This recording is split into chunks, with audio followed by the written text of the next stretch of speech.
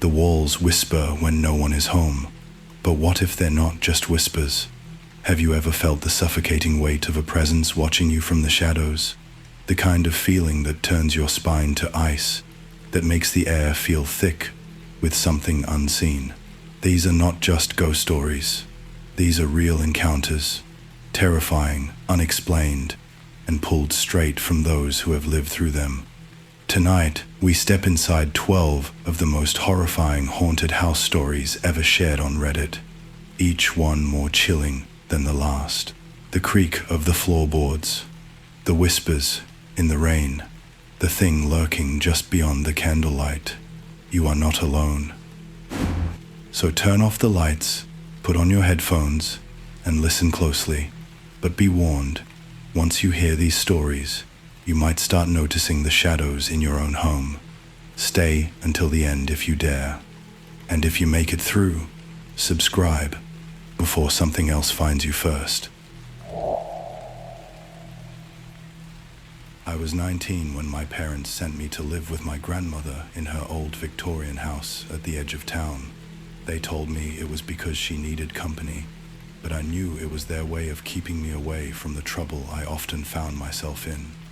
I was never a bad kid, just reckless, always chasing thrills, never thinking of the consequences.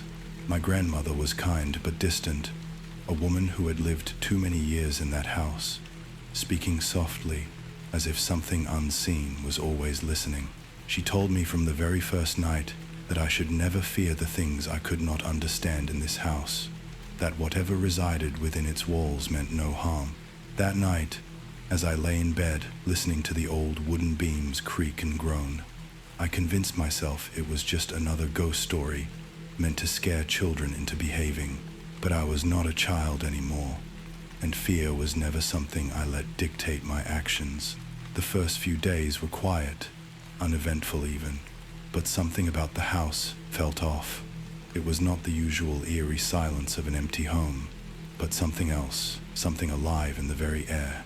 The doors never fully latched, no matter how hard you pushed them closed, and the old grandfather clock in the hallway chimed at odd hours, even when its hands never moved. Sometimes I would catch the scent of burning candles in the air, though my grandmother never lit any. Then there were the shadows, shifting just slightly out of place, stretching when there was no light to cast them. At first, I ignored it all, blaming my imagination. But then came the whispers. They started as a faint murmur when I was half asleep. A sound so soft, I thought it was just the wind sneaking through the cracks in the walls. But then, it grew louder, clearer, unmistakably human. At night, as I lay in bed, I would hear my name spoken in a voice I did not recognize, not threatening but firm, as if calling me to attention. I told my grandmother about it once, but she only smiled and patted my hand, telling me the house had its ways of looking after those who lived in it. One evening, I came home late from a walk and found my grandmother asleep in her chair, the television humming softly with static. As I turned it off and covered her with a blanket, a chill ran down my spine, the distinct feeling of being watched creeping over me. I turned slowly, expecting to see nothing but the dimly lit hallway, but there, just beyond the threshold of the kitchen, stood a figure. It was not solid, not human in any way that made sense, just a shifting, transparent form, darker than the shadows surrounding it. My breath caught in my throat as I reached for the nearest object, my fingers wrapping around a heavy glass vase. But before I could move, the thing lifted what I could only assume was an arm and pointed towards the stairs. And then, just as suddenly as it had appeared, it was gone. My heart pounded as I stood frozen, trying to make sense of what I had seen. Something told me to listen, to obey, and despite every instinct screaming at me to run, I followed its silent command. I climbed the stairs one by one, my footsteps careful, the air growing colder with every step. When I reached the landing, the door to my grandmother's room was ajar, and from inside came the sound of shuffling, something heavy moving against the floor. Swallowing my fear, I pushed the door open wider and felt my stomach drop. A man stood at the foot of my grandmother's bed, tall, thin, his face hidden beneath the brim of an old hat. He was not a ghost, not like the thing I had seen downstairs. He was real, flesh and blood, his hands rummaging through my grandmother's belongings. Before I could react, the air in the room shifted violently, the walls groaning, as if the house itself had taken a breath. The man stiffened, turning just as the temperature dropped so low I could see my breath. And then, in the reflection of the old wardrobe mirror, I saw it, the dark figure from downstairs, standing directly behind him. The man must have felt it too, because he stumbled back, his hands shaking as he reached for something in his coat. But before he could pull it out, the shadow moved. It did not lunge or attack in a way that made sense. It simply closed in, its form stretching, swallowing the man in its darkness. He let out a strangled cry, his body convulsing as if something unseen was pressing against him, crushing him without a single touch. And then, with a violent jerk, he was thrown backward, his body hitting the floor with a sickening crack. I could not move, could not breathe, only stare as the figure turned its head toward me. The shadows that made up its form seemed to pulse, shifting in and out of existence, and for a moment, I thought it would come for me next. But then, just as suddenly as it had appeared, it began to fade, dissolving into nothing, leaving behind only silence. My grandmother stirred in her sleep, oblivious to the nightmare that had just unfolded in her room. Shaking, I forced myself to step forward, to look at the man now lying motionless on the floor. His face was twisted in terror, eyes wide, mouth frozen in a silent scream. He was dead. The police called it a heart attack, a burglar caught in the act, who had simply collapsed from the shock of being discovered. But I knew the truth. The house had protected her. The whispers, the shadows, the warnings, they were never meant to harm us. They were keeping something far worse at bay. I did not stay long after that night. My grandmother never spoke of it, never acknowledged what had happened, and I never dared to ask if she even knew. But before I left, she held my hand and whispered something I will never forget. "Some spirits are not meant to be feared," she said, her voice soft, almost sad. "Some only wish to protect what they love." And as I stepped out of that house for the last time, I could not help but feel the weight of unseen eyes watching me, not with malice, but with something that felt almost like farewell.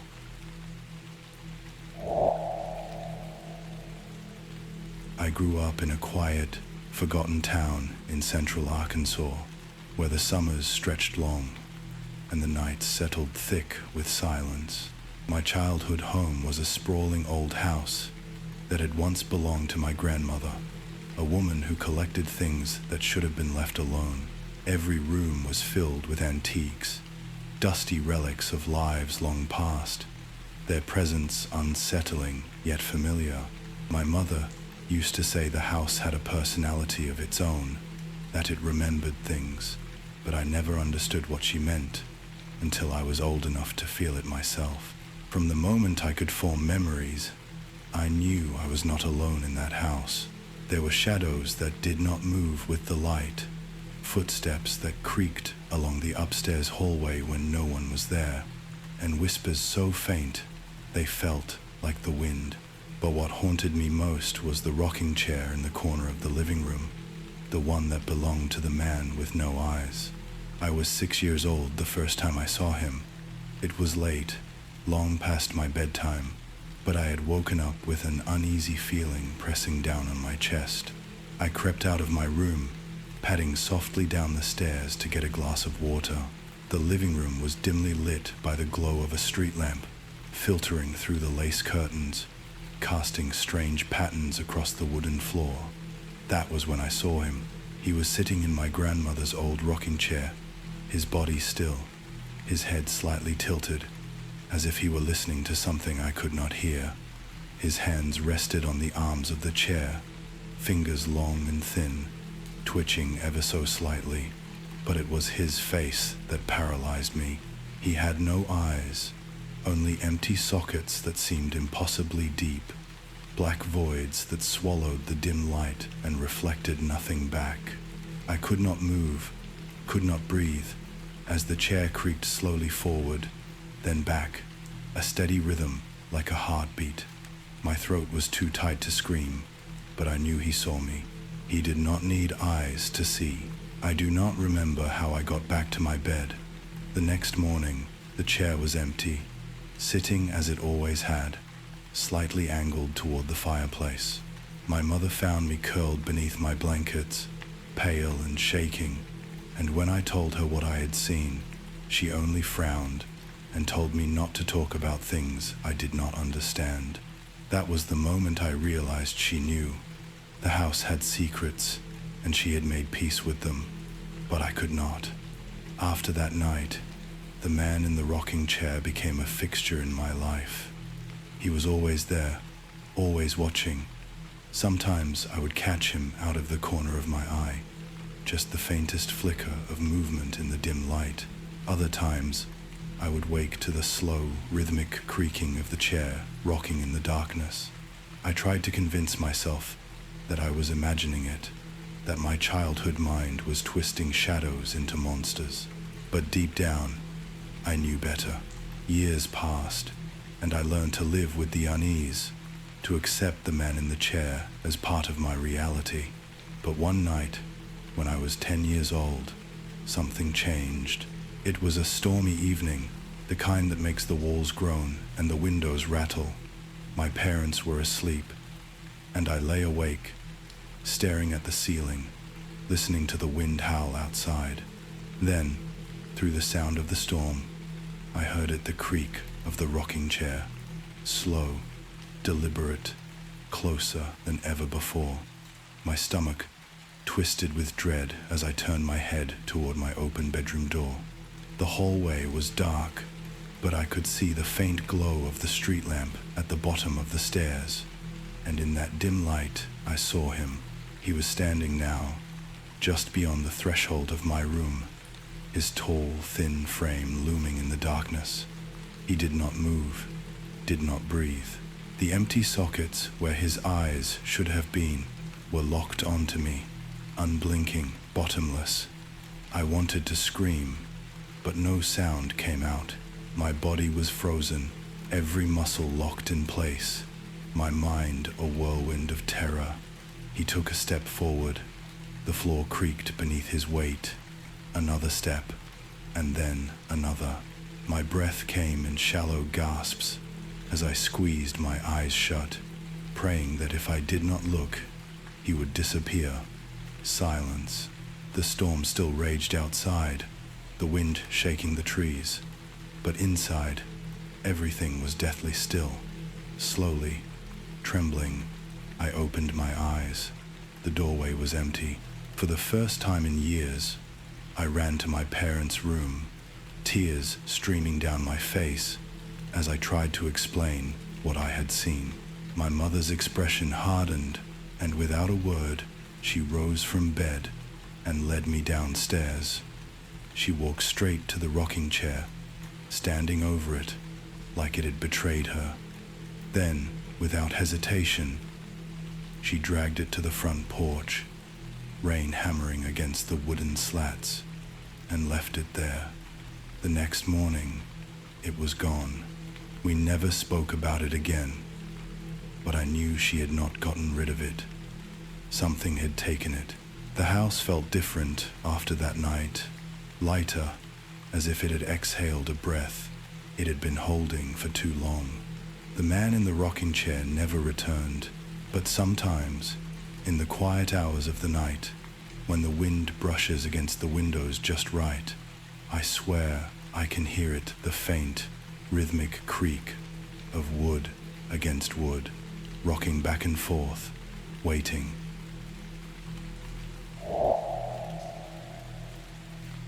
I I always believed that childhood fears were just products of an overactive imagination, shadows twisting into monsters and creaking floors whispering secrets.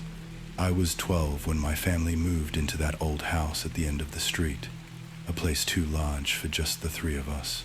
My mother loved the high ceilings and wide windows. My father was thrilled by the cheap price, but I felt something else the moment we stepped inside. It was not the dust or the eerie quiet. It was the feeling of being watched, like the house itself was waiting for something. I never spoke about it. I never said how the air in my room felt thicker, heavier at night, or how the hallway outside my door seemed longer when I looked at it in the dark. Maybe I was just letting my imagination get the best of me, but something about that house never felt right. The first few nights were uneventful, just the usual settling sounds of an old structure adjusting to new occupants. But then small things began to happen, things that made me doubt myself. My closet door, which I always shut before bed, would be slightly open in the morning. My books would fall off the shelf without reason.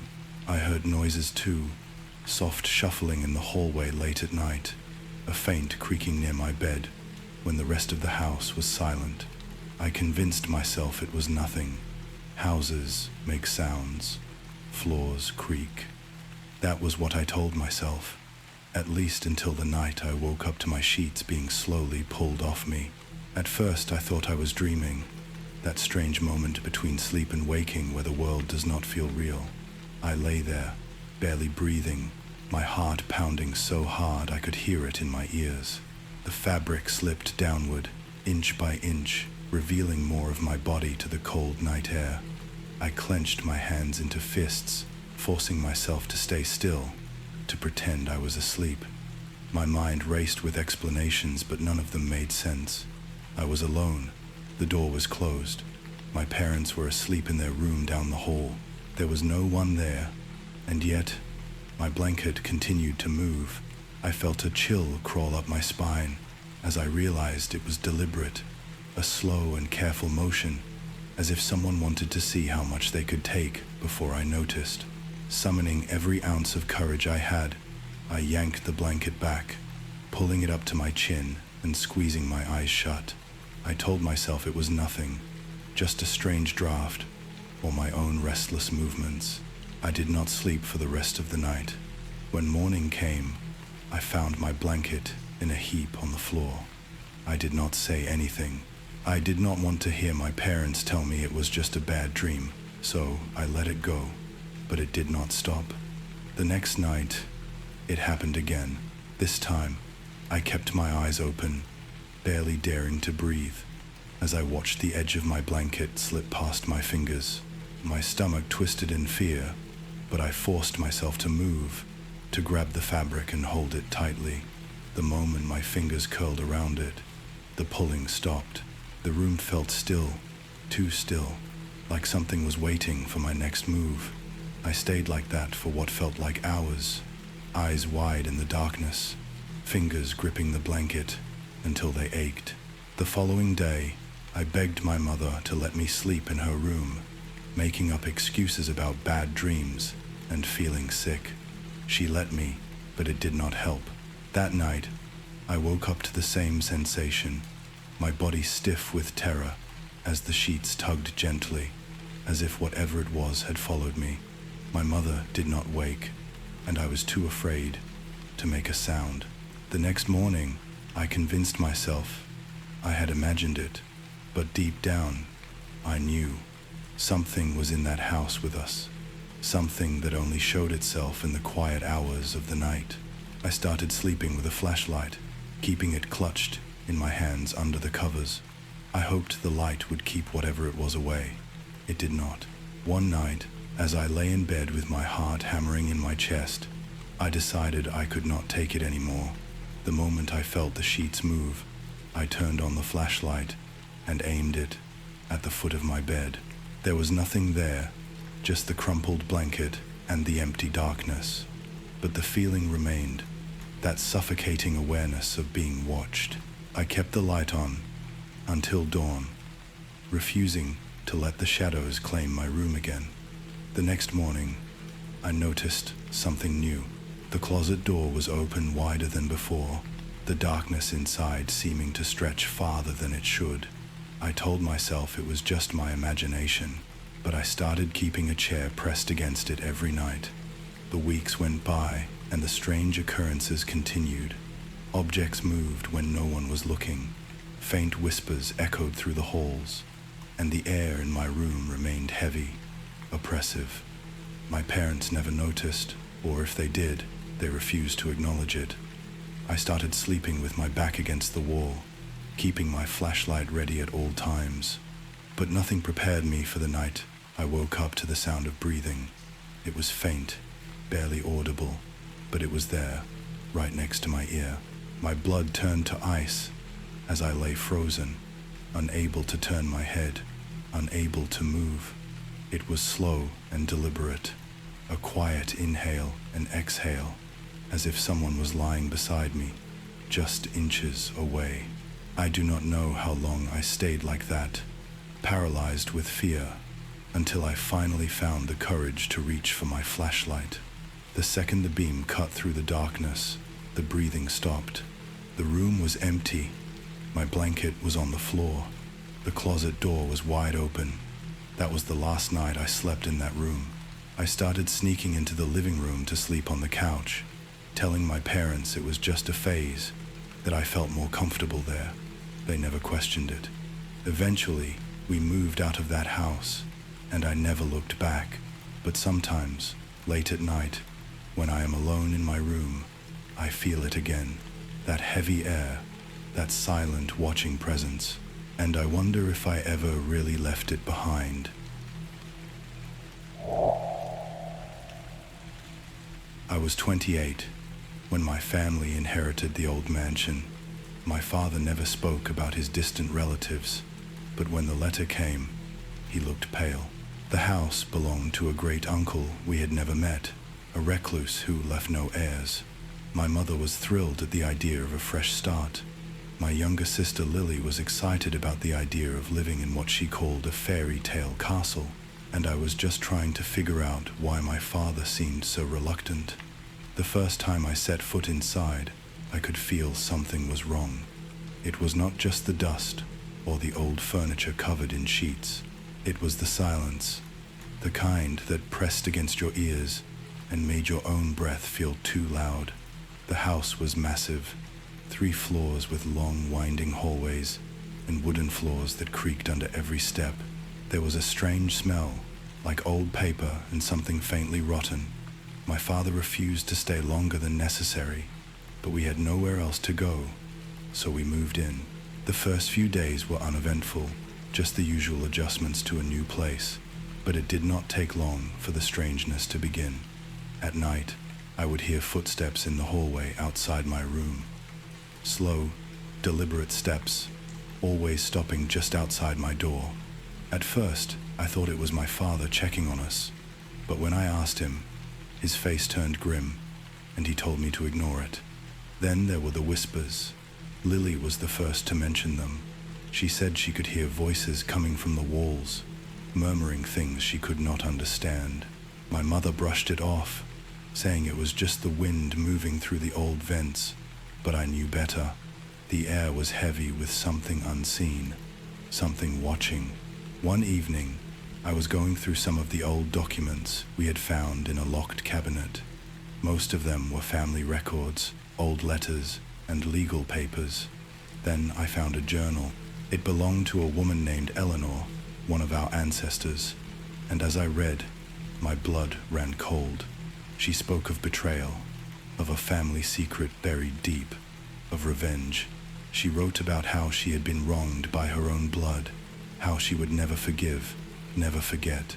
Her last entry simply said, "They will pay, even in death." That night, Lily screamed. I ran to her room, and she was standing in the corner, shaking. She said she saw a woman standing at the foot of her bed, her face obscured by a veil, whispering her name.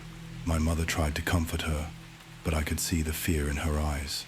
My father sat in the dark, staring at nothing, his face pale. He knew something, and I demanded he tell me. Finally, he spoke. Our family was cursed.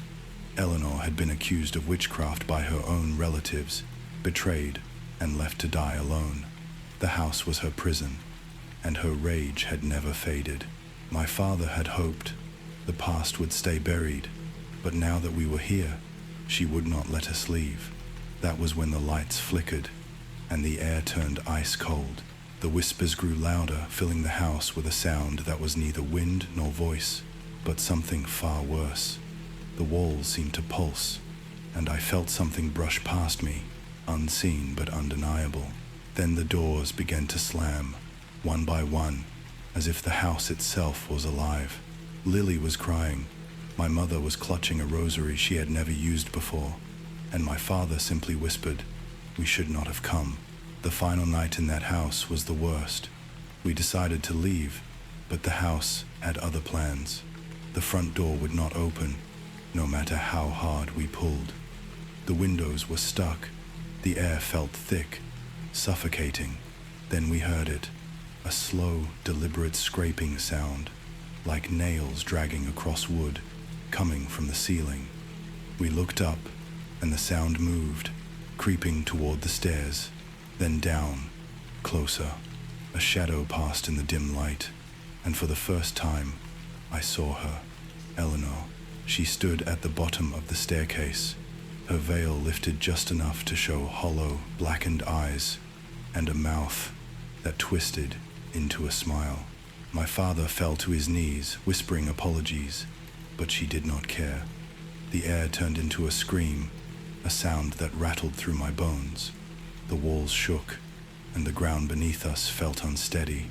Then, just as suddenly as it began, it stopped. The front door swung open, and a gust of icy wind rushed past us, pushing us outside. We did not hesitate. We ran, leaving behind everything we owned. We never spoke about it again, not in full. The house was abandoned, left to rot. Sometimes, I dream about it, about the way the air felt, the way the whispers sounded. I wake up with the feeling that something is watching, something waiting. The house is still there, standing alone in the darkness, and I know that whatever lurks inside is still waiting for us to return, but we never will.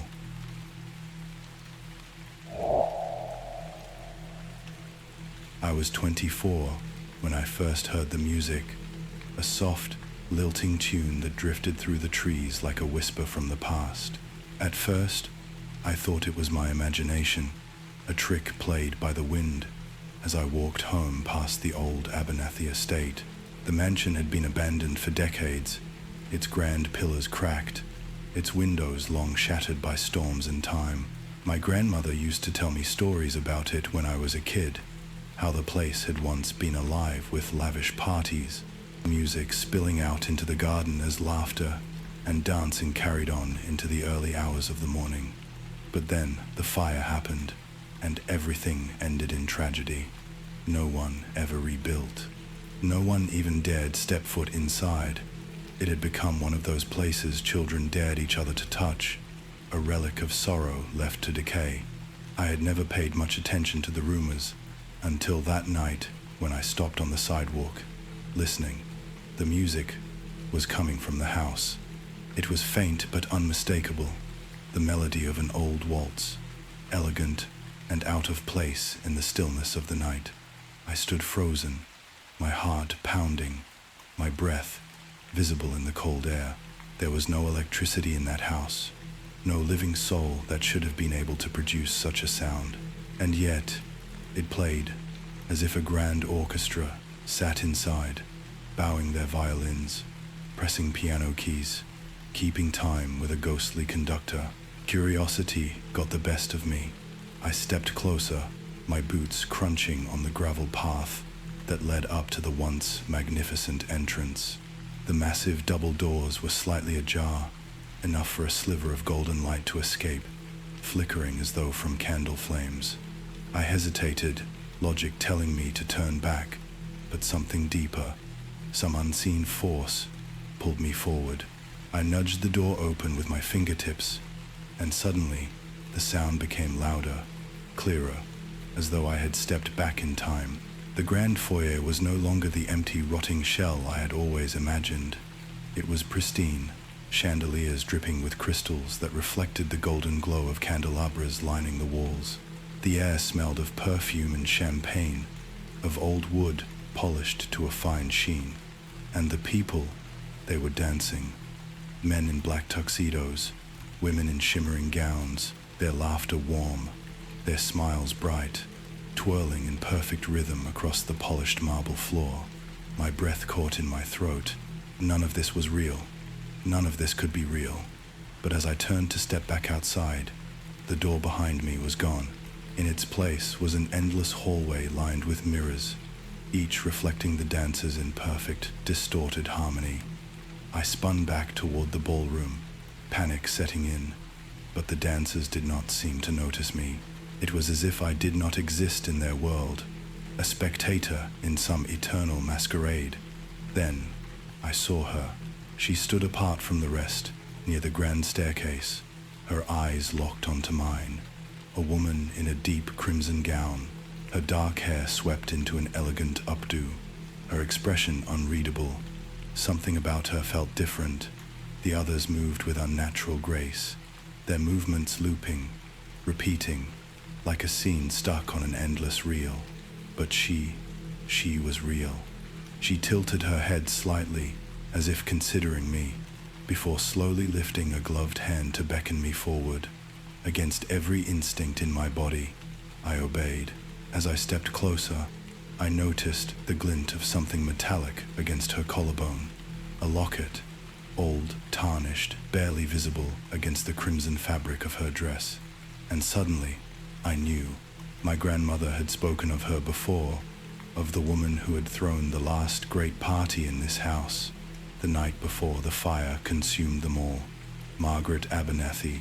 She had died in this house, along with every guest who had attended her ball that evening. I could feel my pulse pounding in my ears, the weight of something unseen pressing against my chest. I wanted to speak, to ask her why I was here, but before I could open my mouth, the music stopped. The silence was deafening. Every head in the room snapped toward me, in unison. The dancers had stopped mid-motion, their faces frozen in eerie smiles, their eyes hollow and black. My breath hitched as the candles flickered, shadows stretching unnaturally along the walls. Margaret stepped closer, her presence both commanding and suffocating. She reached up, unclasping the locket, and held it out to me. My hands trembled as I accepted it, the metal ice cold against my palm. The moment it touched my skin, the room shuddered, the walls groaning as if the house itself were alive. A whisper brushed against my ear, a voice that did not belong to her. Leave. Now. The lights dimmed. The figures around me began to shift, their forms warping, elongating into grotesque shapes that barely resembled human silhouettes. I turned, frantically searching for an exit, but the mirrors now reflected something else. The ballroom was gone, replaced by a charred ruin, blackened beams and crumbling stone. And in the center, Margaret stood just as she had before, but now she was nothing more than a skeleton draped in the remnants of a once elegant gown. Her empty eye sockets locked onto me. I ran, my feet pounded against the warped floor as the laughter turned into something inhuman, shrieking, wailing, a sound that dug into my bones. I did not know where I was going, only that I had to get away. The locket burned against my palm, and as I reached the grand doors, they were suddenly there again, solid and real. I threw them open and stumbled into the night, gasping for air. The moment I crossed the threshold, the house was silent once more. No music, no laughter, just the abandoned shell I had always known it to be. The locket was gone from my hand. My chest heaved as I stared back at the mansion, the windows dark, empty. But just as I turned to leave, something caught my eye. In the highest window of the grand estate, a figure stood watching, a woman in a crimson gown, smiling ever so slightly, before fading into the darkness. I never went back. I never spoke of it. But every night since then, I dream of the music, of the laughter, of a ghostly party that never truly ended. And deep down, I know they are still waiting, dancing forever in the ruins of that cursed house, just waiting for the next fool to step inside and take my place.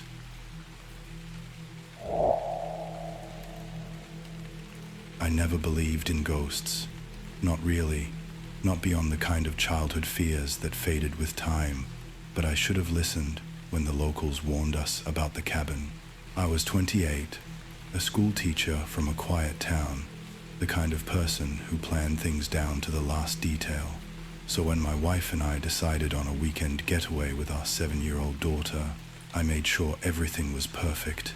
The cabin was remote, nestled deep within the woods, far from the noise of the city, and the online pictures made it seem warm and inviting.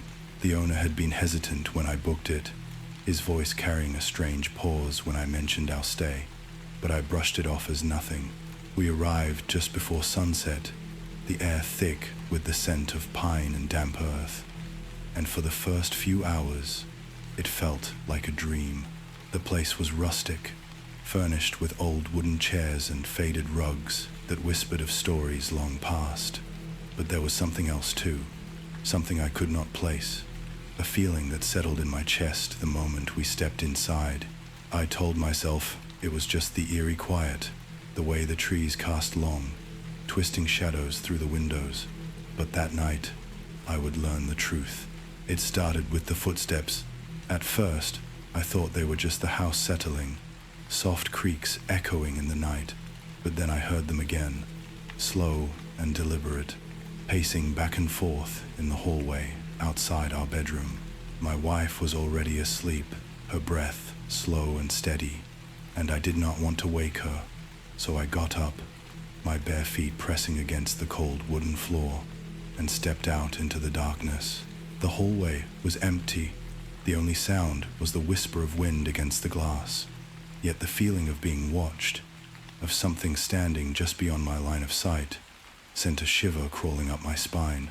I turned on the hallway light, but it flickered before dimming back into an unsettling glow. The footsteps had stopped, and for a moment I convinced myself it was nothing, just my mind playing tricks on me. But as I turned to go back to bed, I heard a soft creak from the far end of the hall, where the guest room was. The door was slightly ajar, and inside, in the dim glow of the weak light, I saw something move. The next morning, I found my daughter sitting at the breakfast table, staring at the empty chair across from her. She was unusually quiet, her fingers tracing patterns on the wooden surface, and when I asked her what was wrong, she looked up at me with wide, unblinking eyes. "The woman in the hallway kept me up last night," she said, her voice so casual that my stomach turned to ice. I forced a laugh, trying to keep my voice steady, and asked what she meant, but she only shrugged.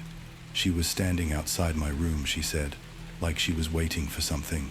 My wife waved it off, saying our daughter had always had an overactive imagination, but I knew better. Something about the way she spoke, the certainty in her voice, made my skin crawl.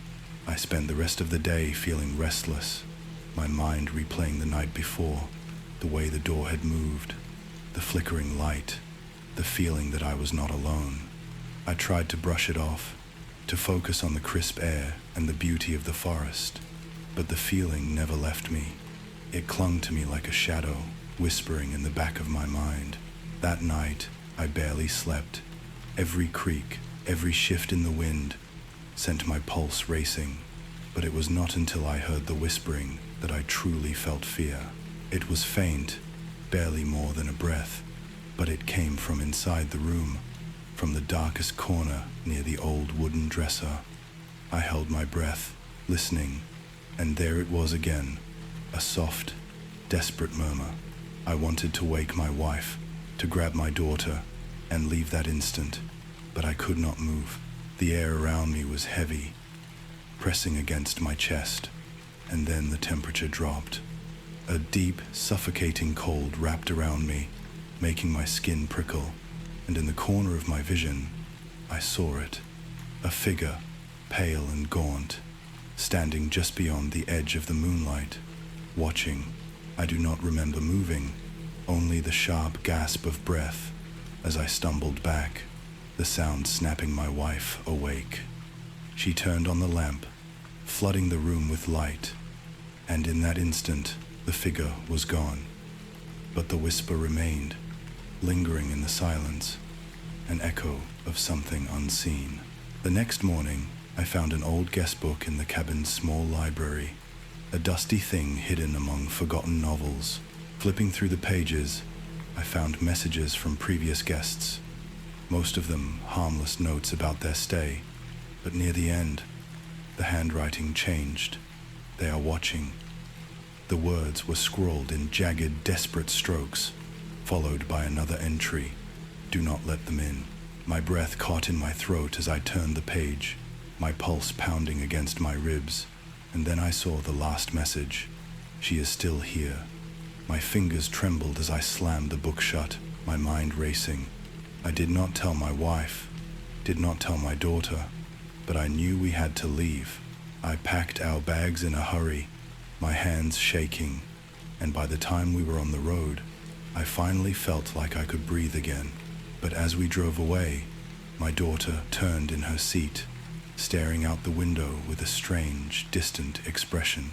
She was standing on the porch, she said, her voice barely above a whisper. She was waving goodbye. We never spoke of the cabin again, never told anyone what we saw. But some nights, when I'm alone and the house is quiet, I hear the whispering again, creeping through the darkness like a memory that refuses to fade. And no matter how much time passes, I know the truth. She is still there, waiting, watching, calling for someone to stay. I still remember the first time I felt it watching me. It was not a sudden jolt of fear or a shadow moving across the walls. It was something deeper, something that crept into my mind and settled there like an unshakable thought.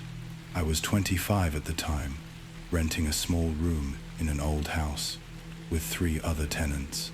The place had character, as they say, but it also had something else, something no one talked about. It started small, as these things often do.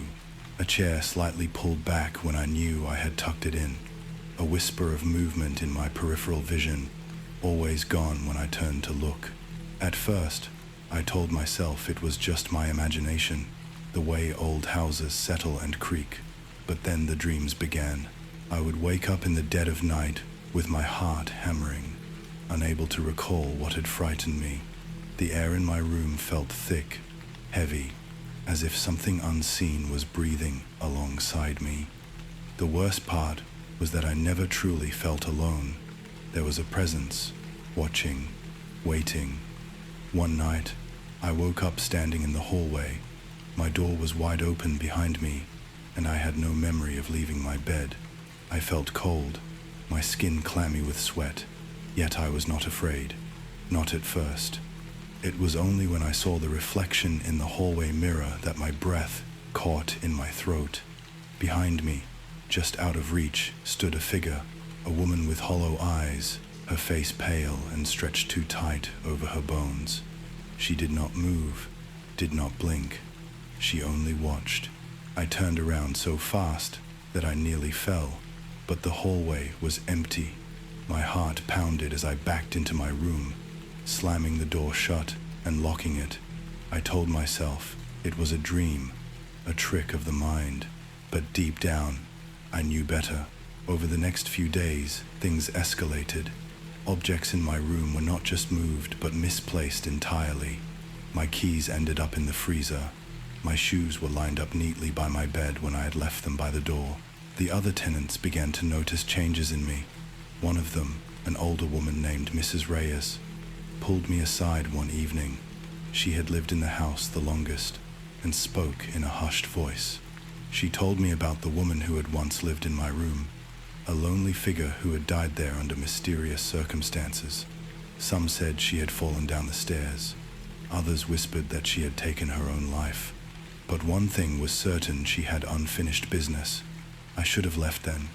I should have packed my bags and never looked back. But something held me there, something stronger than fear. It was as if she did not want me to leave. The whispers grew louder at night, indistinct but persistent.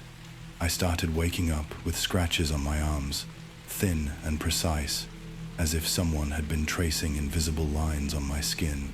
The air smelled different, a faint scent of lavender and something metallic underneath. One night, as I lay in bed staring at the ceiling, I felt it, a weight on the mattress pressing down beside me. I could not move. My body was frozen, my breath shallow. The presence was right there, inches away, unseen but undeniable.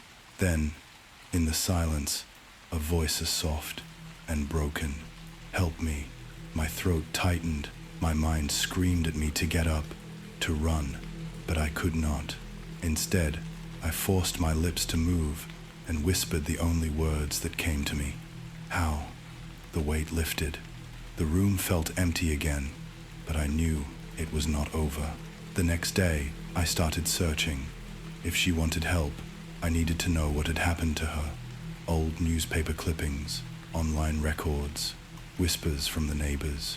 The woman's name was Eleanor Finch, a reclusive tenant who had vanished decades ago. Officially, she had moved away.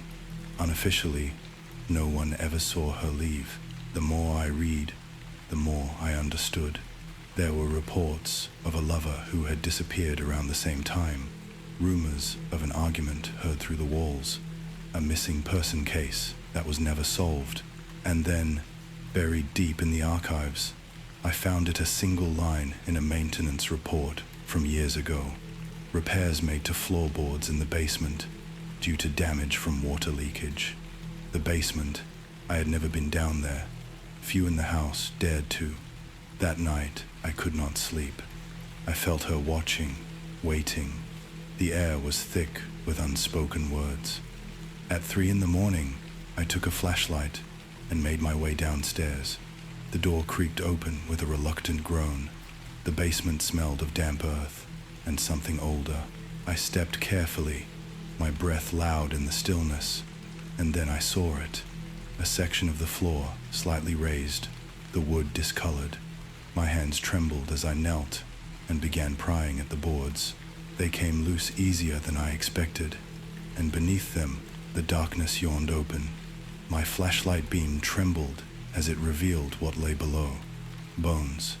A skeletal hand curled, as if in agony. Fabric, clinging to remnants of a body that had been hidden for far too long. A gasp caught in my throat. Eleanor. The realization hit me like ice. She had never left. She had been here all along.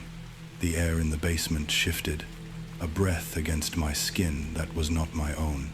I turned slowly, expecting to see her face inches from mine, but she was not there, not in the way I feared. Instead, a whisper brushed against my ear. Thank you. A weight lifted from my chest, an invisible force retreating. And then, just like that, the basement was silent again. The house felt different after that night. The whispers faded, the strange occurrences stopped. It was as if the house itself had exhaled a breath it had been holding for decades. I moved out soon after, unable to shake the feeling that something had changed within me. I still dream of her sometimes, not as a shadow in the corner of my vision, not as a figure lurking in the mirror, but as something else, a presence no longer trapped, no longer pleading, just watching, just waiting.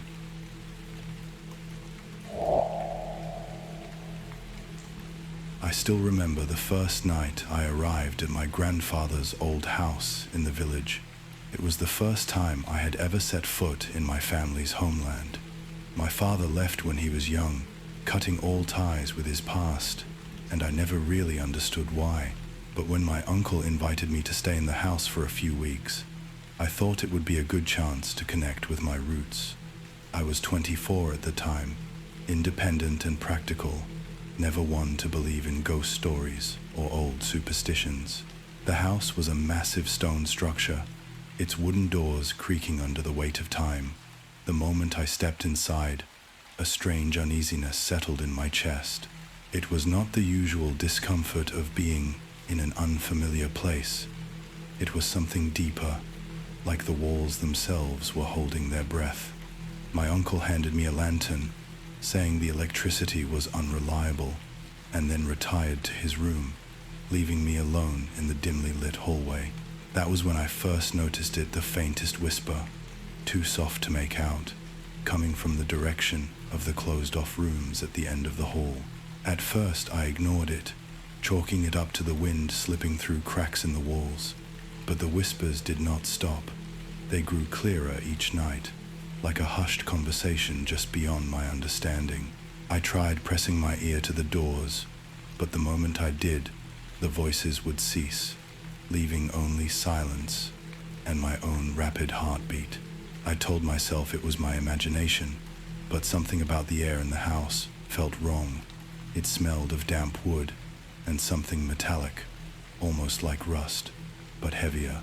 I found myself waking up at odd hours, my skin damp with sweat, the shadows in my room seeming darker than they should be. On the third night, I finally caught a glimpse of something. It was past midnight when I awoke to the sensation of being watched. My room had only one small window, and the moonlight barely touched the corners of the space. But in that dim glow, I saw movement near the old wooden dresser. A figure stood there, partially shrouded in the dark. It was tall, impossibly thin, its head tilted slightly as if studying me. My breath hitched in my throat, and I froze, unable to move. Then, as if realizing it had been seen, the figure took a slow step forward. My instincts screamed at me to run, but my body refused to respond. The air in the room turned ice cold, and the whispering returned, only this time it was not distant. It was inside the room, surrounding me, pressing into my ears like a suffocating fog. Then, just as suddenly as it had appeared, the figure faded, melting into the darkness, as if it had never been there. I barely slept that night, and by morning, I was ready to leave. But my uncle convinced me to stay, brushing off my fears with a knowing smile. He did not seem surprised when I mentioned what I had seen. Instead, he sighed heavily and told me it was time I learned the truth. He led me to the farthest room in the house, the one that had remained locked since I arrived. As he pushed the door open, the musty air inside hit me like a wave. The room was filled with old furniture covered in white sheets, but what caught my attention was the small, dust-covered shrine in the corner. A portrait sat at its center. The glass cracked, but the image beneath, still visible, a woman with hollow eyes and an unsettling smile. My uncle whispered that she was my great-grandmother, a woman feared by the village, accused of something dark, something unnatural. The people believed she had placed a curse upon the bloodline before she died, condemning her descendants to a fate worse than death. I wanted to dismiss it as nothing more than a folk tale, but then I noticed something that made my stomach twist. The woman in the portrait looked familiar, too familiar. She had the same sharp cheekbones as my father, the same deep-set eyes. My uncle continued speaking, his voice low and steady, telling me that every few generations, someone in the family would start seeing things, hearing voices, feeling an invisible presence following them. And when that happened, it meant the curse was awakening again. A chill ran down my spine as I realized what he was implying. It was happening to me. I tried to laugh it off, to tell myself it was just an old family myth, but deep down, I knew. The whispers, the figure in my room, the unnatural sense of being watched, they were not just my imagination. That night, I locked my door, placing the lantern close to my bed, but it did not matter. The moment I closed my eyes, the whispers returned, only now They were calling my name. I pressed my hands against my ears, but it did nothing to block out the sound. The air in the room grew thick, almost suffocating, and then, just as my body began to shake, the bed beneath me shifted. The weight of something unseen pressed down on the mattress, inching closer, the breath of something ice cold brushing against my skin. My eyes snapped open, and I saw it. A face hovering inches from mine, its mouth twisted into a grotesque smile. Its eyes were hollow, endless voids of darkness, and yet I knew that face. It was her, my great-grandmother. I did not scream. I could not. My voice was gone, swallowed by the oppressive silence that filled the room. Then, as quickly as it had appeared, the figure vanished, leaving me gasping for breath. I did not sleep for the rest of the night. The next morning, I packed my bags, telling my uncle I had urgent matters to attend to back home. He did not argue. He simply nodded, as if he had expected this. As I stepped out of the house, I felt the weight lift from my chest, but the uneasiness never fully faded. I returned to the city, trying to forget, trying to convince myself that I had imagined it all. But the whispers did not stay behind. They followed me. They waited for me in the quiet moments, in the dead of night when the world was silent and my mind was most vulnerable. I no longer sleep with the lights off, but even that does not keep them away. They are always there, just beyond the edge of my consciousness, waiting. And sometimes, when I glance at my reflection in the mirror, for just a fraction of a second, I see her, the hollow eyes, the twisted smile, a reminder that no matter how far I run, I will never escape. The curse has already claimed me. I have always been the kind of person who enjoys traveling alone, not because I do not like company, but because I like the quietness of being in a new place with no obligations. I was 29 when I took a trip to Romania, fascinated by its old towns and eerie legends. I had always been drawn to stories of haunted places, but I never believed in them, not truly. That changed when I arrived in a small village at the foot of the Carpathian Mountains. It was a place that barely existed on maps, with cobblestone streets and houses that looked frozen in time. My plan was simple: explore, take pictures, and move on. I had booked a small room in a guest house run by an old woman who barely spoke English. She handed me a key with a smile that did not quite reach her eyes, and muttered something under her breath as I walked to my room. The air was cold, despite it being summer, and the village had an odd stillness, as if waiting for something. The next morning, I stepped out to explore, camera in hand. That was when I met him, a man in his early 30s, dressed in simple clothes that seemed old but well kept. He had a warm smile, the kind that makes you feel safe in an unfamiliar place. He introduced himself as Mihai and said he was a local who loved to show visitors around. I was hesitant at first, but he seemed kind enough, and I figured having a guide would help me see places I would not find on my own. He walked with an easy confidence, pointing out buildings and sharing stories about the village's history. He had a way of making everything sound fascinating, weaving in legends with facts. We walked for hours, stopping by an abandoned church with a bell that no longer rang, and a stone bridge where he said lovers once carved their names before disappearing into the woods. He never asked for money, never tried to sell me anything, just smiled and shared his stories. By evening, he led me to a house on the edge of the village, its windows covered in grime, the wooden door slightly ajar. He said this was the most haunted place in the village, that no one dared enter after dark. He smiled when he said it, but there was something in his eyes, something that made my skin crawl. I laughed it off, calling him dramatic, but the air around the house felt wrong. The trees seemed to lean in closer, the wind barely whispering through the branches. Mihai stepped inside first, holding the door open for me. The floor creaked under my weight as I followed. The house smelled of dust and something faintly metallic, the kind of scent that lingers in forgotten places. The furniture was still there, covered in sheets that had turned grey with time. A large mirror hung on the far wall, its glass cracked down the middle. Mihai walked over to it, placing a hand on the frame. He told me that once, a family lived here, that they vanished without a trace. He said people claimed to hear voices inside, see shadows move when no one was there. As he spoke, my reflection in the mirror seemed off, slightly delayed, as if it needed a second longer to catch up with me. I turned to Mihai, but he was gone. The room was empty. Panic clawed at my throat as I called his name, my voice swallowed by the silence. I rushed to the door, but it would not budge. The windows were shut tight, the air growing heavier. The mirror caught my eye again, and that was when I saw him. Mihai was still there, standing in the reflection, watching me. His smile was wrong now, too wide, too knowing. His eyes darkened, his features distorting like ripples in water.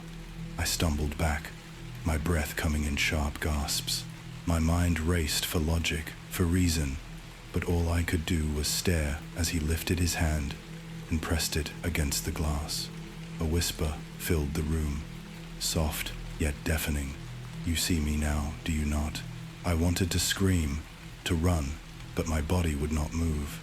The glass shimmered, his form shifting like smoke, and suddenly I understood. Mihai had never been real, at least not in the way I thought. He was a part of this place, tied to it, unable to leave.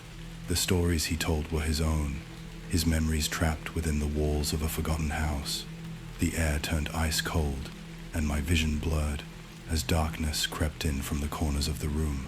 When I woke, I was lying outside the house, the sky above me an endless gray. The village was silent, the streets empty. My bag was beside me, my camera missing. I scrambled to my feet, heart pounding, as I turned back to the house. The door was closed now, the windows dark. I ran back to the guest house, bursting into the small lobby where the old woman sat behind the desk. Her eyes widened when she saw me. You went to the house, did you not? She whispered. I nodded, still breathless. She sighed, shaking her head. Mihai was real once, a long time ago. He was found dead in that house, waiting for someone to listen to his story. No one ever does, until now. My blood ran cold as her words settled in. I wanted to argue, to say it was a trick of the mind, but deep down I knew the truth. My camera was gone. My pictures, the proof that he had been there, or had he? I left the village the next morning without looking back, but sometimes, in the quiet of the night, I swear I can still hear his voice. You see me now, do you not?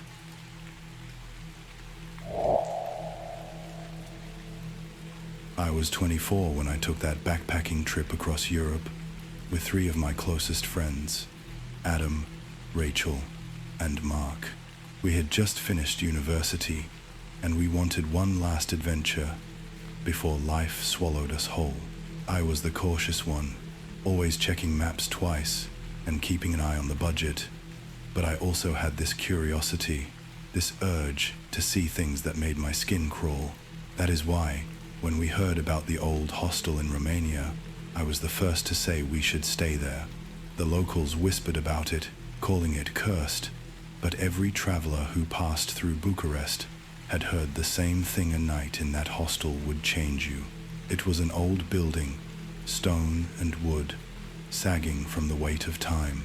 The owner, a woman with hollow eyes and fingers like twigs, barely spoke as she handed us our keys. She only said one thing: the 4th floor is off limits. The air inside smelled of damp wood and something faintly metallic, like rust or dried blood, but none of us mentioned it. We were tired, and the room, though cold, had beds and blankets. That first night, it was the silence that unsettled me. Hostels were never quiet. There was always a drunken laugh, the shuffle of feet, the creak of a bed frame. But here, Nothing. Even when I pressed my ear against the wall, I heard nothing but my own breath. The first strange thing happened when Rachel woke up screaming. It was past midnight, and we all jolted awake to find her curled in the corner, clutching her own arms so tightly that her nails had left marks. She kept shaking her head, whispering that she had seen something man standing in the middle of our room, staring at us. We turned on every light, checked every inch, but there was no one there. The door was still locked. The windows were closed. Adam tried to calm her down, saying she must have had a nightmare, but something about her eyes, the way she would not look at the foot of the bed, made my stomach twist. We should have left then. We should have packed up and walked out into the night, but instead, we laughed it off and went back to sleep, forcing ourselves to believe that exhaustion had played tricks on her mind. The next night, Mark woke up gasping for air. He swore he felt hands pressing down on his chest, squeezing, suffocating him. I did not sleep after that. I lay in bed, staring at the ceiling, listening for sounds in the dark. And that was when I heard it, the creaking of the floor above us. Slow, deliberate footsteps, pacing back and forth. The fourth floor.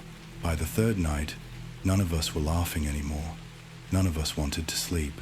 We sat in the dim glow of a single lamp, speaking in hushed voices, pretending we were not waiting for something to happen. At some point, Adam got up to use the bathroom down the hall.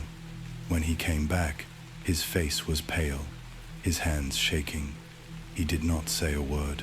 He just walked straight to his bed and pulled the covers over his head. I followed him, my chest tightening with something I could not name. When I touched his shoulder, he flinched. I asked him what was wrong. He would not answer at first, but finally, in a voice so small I almost did not hear it, he said, "The mirror. I saw someone behind me, but there was no one there." I sat awake that night, staring at the mirror across the room, waiting for something to move, something to look back at me. That was when I saw it. The reflection of our door slowly creaking open, even though the real door remained shut. My blood turned to ice. I reached for Mark, shaking him awake, and when he saw what I saw, he started cursing under his breath. We woke Rachel and Adam, and without another word, we grabbed our things and ran. Down the hall, down the stairs, past the front desk where the woman sat motionless, staring at us with eyes too wide to be human. We did not stop running until we were out in the street, gulping down the cold night air, our hearts hammering in our chests. The next day, we went back to collect the rest of our belongings, refusing to go alone, moving in daylight, surrounded by people. The woman at the front desk was gone. A man, younger, with tired eyes, stood in her place. When we told him what had happened, he only nodded, as if he had heard it before. "You were lucky," he said. "Most people do not wake up." My stomach dropped. When I asked him what he meant, he hesitated, then leaned in closer. "A long time ago, there was a man who lived on the fourth floor. He killed guests while they slept. They say he still walks the halls at night, looking for someone new." We left without another word, without looking back, without ever telling anyone what happened in that hostel. But sometimes, when I wake up in the middle of the night, I swear I hear it. The slow, deliberate creaking of footsteps just above me.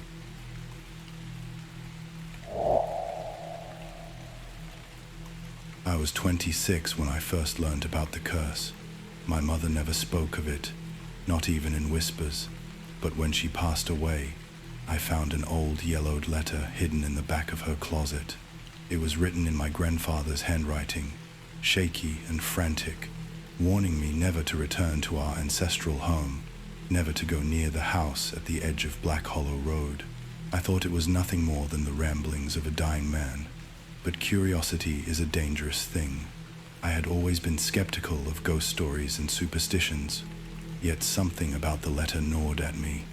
Maybe it was the way my mother had always avoided talking about our past, or the way she would tense up at the mere mention of that house.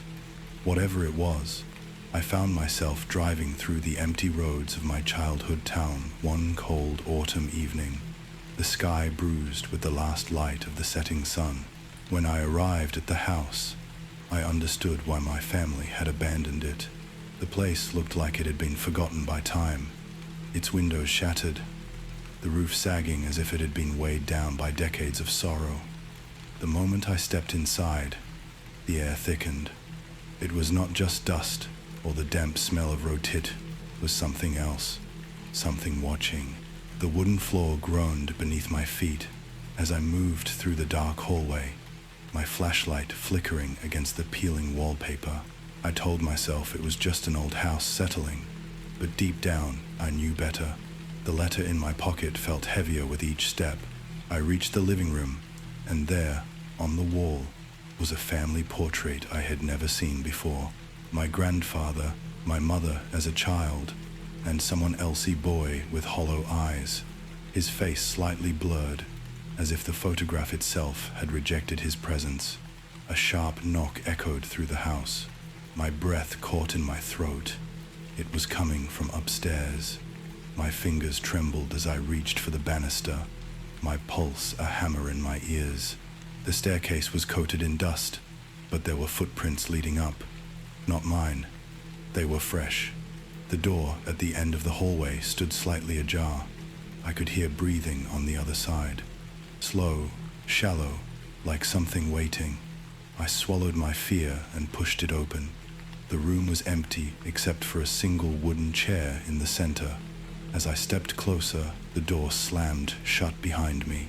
I spun around, heart pounding, and that was when I saw him, the boy from the photograph. He stood in the corner, his body unnaturally still, his eyes locked onto mine. He opened his mouth, but no sound came out. The air around him shimmered, and suddenly, the room was not empty anymore. Shadows bled from the walls, shapes twisting, whispering in voices I could not understand. My head throbbed as the whispers grew louder, pressing into my skull, forcing me to listen. I fell to my knees, my hands covering my ears, but the voices pushed through, telling me things I should not know. The house belonged to them now, the souls my family had abandoned. The curse was not just a story, it was real, and I was the final chapter. My grandfather had tried to escape it, my mother had tried to ignore it, but it had been waiting, patient and hungry. The boy stepped forward, his face shifting, stretching into something not human. The whispers turned into screams. My body felt cold, my limbs heavy, as if the house itself was pulling me into its walls. I forced myself to move, to run, but the door would not open. The shadows wrapped around my ankles, tugging me back. I screamed, the sound lost in the chorus of voices. Then, just as suddenly as it began, it stopped. Silence swallowed the room. The boy was gone. The shadows retreated. The door creaked open on its own. I did not question it. I ran. I ran down the stairs, out the front door, into the night air that felt too thin, too unreal. My car was still there, engine running, as if it had been waiting for me. I did not look back. Days passed, but the house never left me. At night, I heard the whispers just beyond the edge of sleep. The boy's hollow eyes haunted my dreams, always staring, always waiting. Then, the bruises started appearing on my skin dark, hand-shaped marks around my ankles and wrists. The curse had followed me. I burned the letter. I moved to a new city. I changed my name, but none of it mattered. The house still knew me. The whispers still called for me. And one night, when I woke up in my bed, gasping for breath, I saw him standing at the foot of my bed. The boy, his face empty, his mouth finally opening. And this time, I heard what he had been trying to say. It was my turn.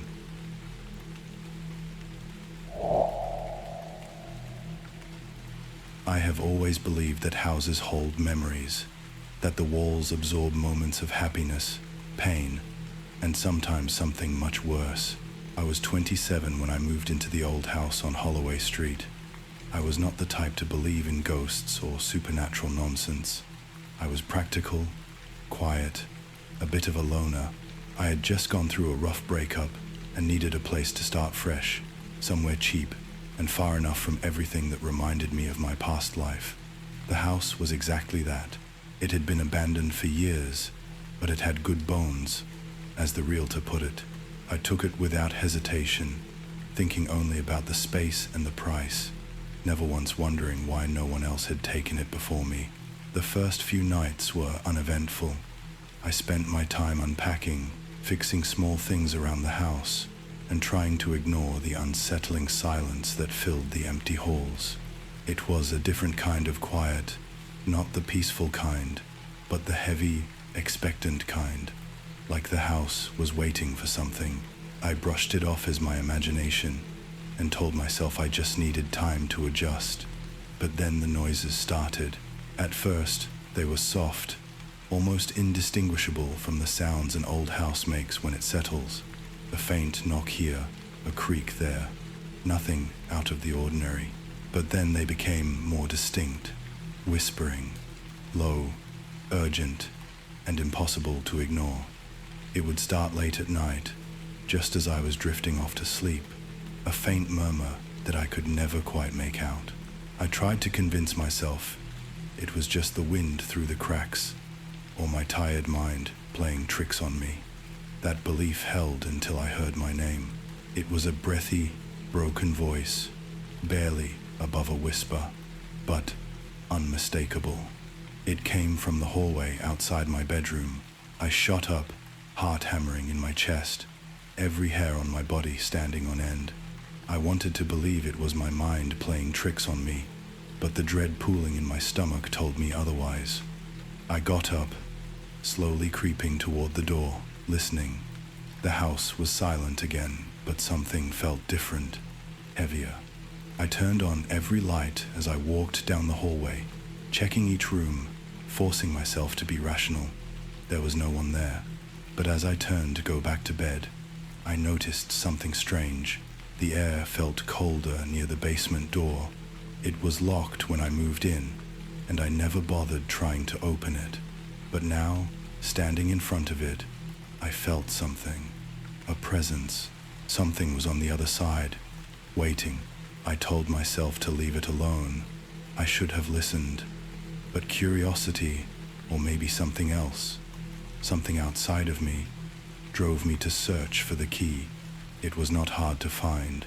A small rusted key sitting in the kitchen drawer, as if it had been waiting for me. My hands trembled as I turned the lock, the sound unnaturally loud in the silence. The door swung open with a groan, revealing a narrow staircase leading down into darkness. A wave of cold air rushed up, carrying with it a smell that made my stomach twist. It was the smell of damp earth, and something sickly sweet, something rotting. I wanted to run, but my feet carried me downward. With each step, the air grew heavier, the smell stronger. At the bottom of the stairs was a small concrete room, the walls lined with old wooden shelves covered in dust. And then I saw it. A pile of dirt disturbed in the center of the room, as if someone had recently dug and then hastily covered something up.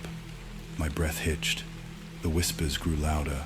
I do not know what possessed me to do it, but I grabbed the rusted shovel leaning against the wall and began to dig. The soil was loose, as if it had been moved many times before. It did not take long before the shovel hit something solid. My stomach clenched as I dropped to my knees and began clawing at the dirt with my hands. And then I saw it, pale, lifeless fingers peeking through the soil. A hand. I scrambled back, my breath coming in ragged gasps. The air around me shifted, the temperature dropping so fast my breath came out in visible puffs. And then I heard it again, the whispering. Only now it was not just one voice. It was many, layered on top of each other, pleading, desperate. I felt something brush against my arm, something unseen but ice cold. I bolted up the stairs, slamming the door shut behind me, my heart pounding so hard I thought it would burst. I did not sleep that night. I sat in the corner of my room, shaking, listening. The whispers did not stop. They grew louder, more frantic. And then I heard footsteps, slow, deliberate, moving up the basement stairs. I pressed my hands over my ears, squeezing my eyes shut. The door never opened, but the presence in the house had changed. It was no longer waiting, it was watching. The next morning, I called the police. I told them I had found something in the basement. They arrived within the hour. I stood outside as they excavated the dirt, my stomach twisting with every shovel full they pulled away. When they finally stopped, their faces were pale, their expressions grim. They had found more than one body. They had found many, some old, reduced to bones, others still disturbingly intact, victims of a serial killer who had once lived in the house decades ago, a man who had never been caught. The whispers had been their voices, the voices of those who had been buried and forgotten, and they had been trying to tell me. I moved out the same day. I left everything behind, but the house did not let go of me so easily. Even after I left, I would wake in the middle of the night to the sound of whispers. I would feel the cold air brush against my skin when no window was open, and sometimes, just as I was about to fall asleep, I would hear it. My name, a breathy, broken whisper in the darkness. I do not think I ever truly left that house. I do not think I ever will.